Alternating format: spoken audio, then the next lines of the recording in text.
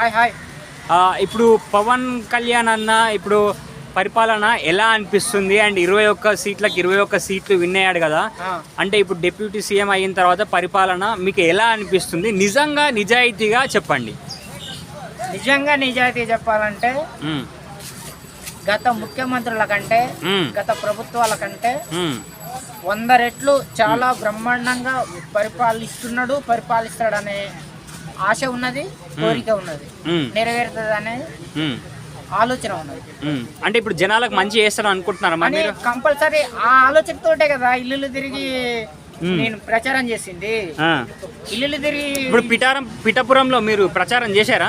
ఇల్లు తిరిగి గడప గడప డోర్ కొట్టి మరి పవన్ అన్నకే ఓటు వేయాలని చెప్పారా? గాజు గ్లాసుకే ఓటు.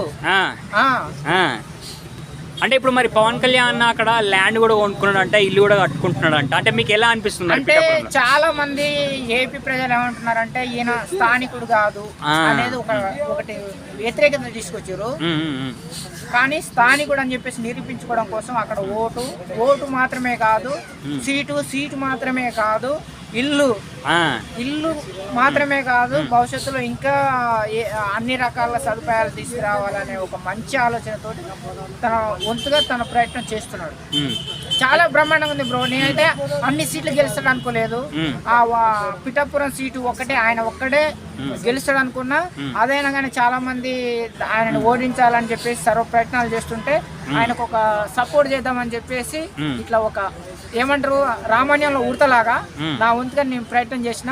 ఆ సక్సెస్ అయినందుకు వాళ్ళన్న చిరంజీవి కంటే, వాళ్ళ కొడుకు రామ్ చరణ్ కంటే, వాళ్ళ ఇంకో అన్న నాగేంద్ర బాబు కంటే, వాళ్ళ వదిన కంటే, వాళ్ళ మమ్మీ కంటే నేనే 100 రెట్లు ఎక్కువ హ్యాపీనెస్ అవుతున్నా.